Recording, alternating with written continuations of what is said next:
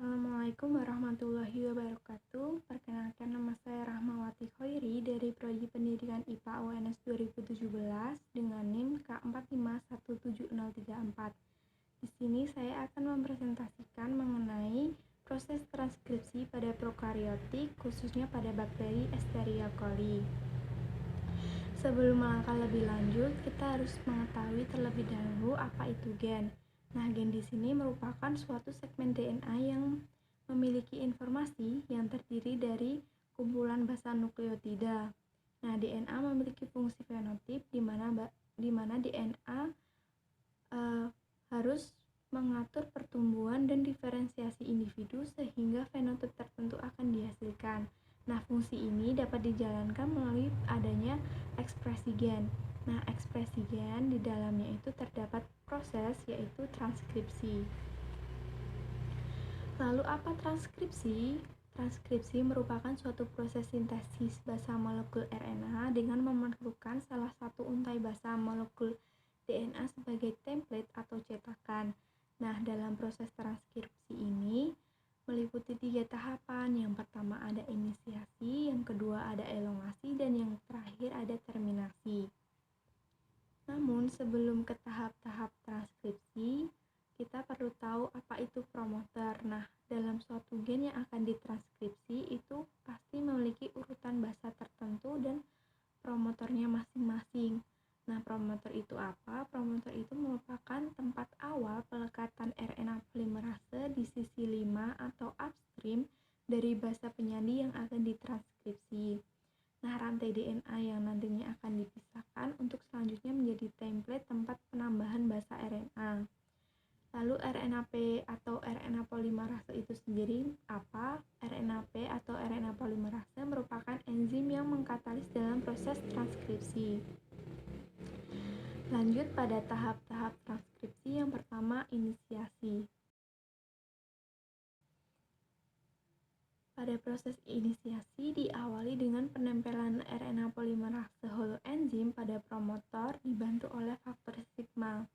Kemudian, double strand akan dipisah menjadi single strand, barulah nukleotida-nukleotida akan bergabung menuju template strand dan membentuk untai RNA baru.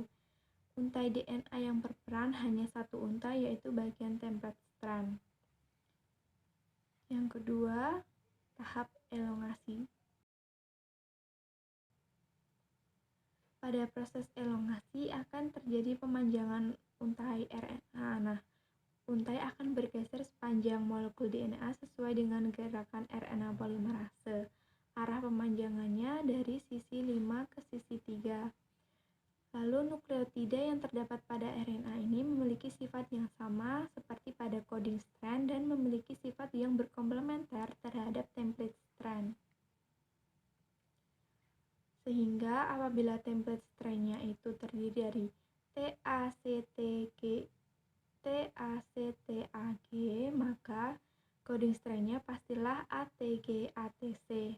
Di sini RNA-nya adalah AUG-AUC, di mana substitusi timin dalam DNA menjadi urasil pada RNA.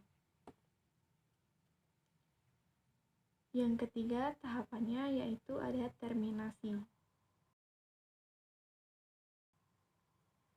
Terminasi merupakan pemberhentian RNA polimerase sesaat setelah mencapai urutan basa tertentu. Setelah berhenti, ikatan yang terjadi akan melemah dan RNA akan terlepas. Karena hanya satu untai DNA yang berperan dalam proses transkripsi, maka hasil transkripsi yaitu adalah RNA rantai tunggal. Nah, dalam proses terminasi terdiri dari dua macam. Yang pertama ada row dependent dan yang kedua ada row independent, di mana dalam row dependent ini memerlukan suatu protein khusus yaitu protein row, sedangkan yang row independent dalam proses terminasinya tidak memerlukan suatu protein khusus. Lalu apa bedanya proses transkripsi pada prokariotik dengan eukariotik? Jadi, hasil dari proses transkripsi pada prokariotik yaitu adalah RNA M atau mRNA. Sedangkan pada proses eukariotik, RNA yang dihasilkan disebut pre-mRNA.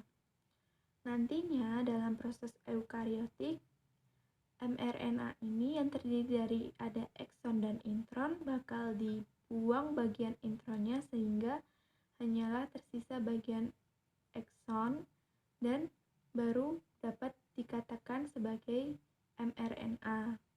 Sekian yang dapat saya sampaikan, kurang lebihnya mohon maaf. Saya akhiri. Wassalamualaikum warahmatullahi wabarakatuh.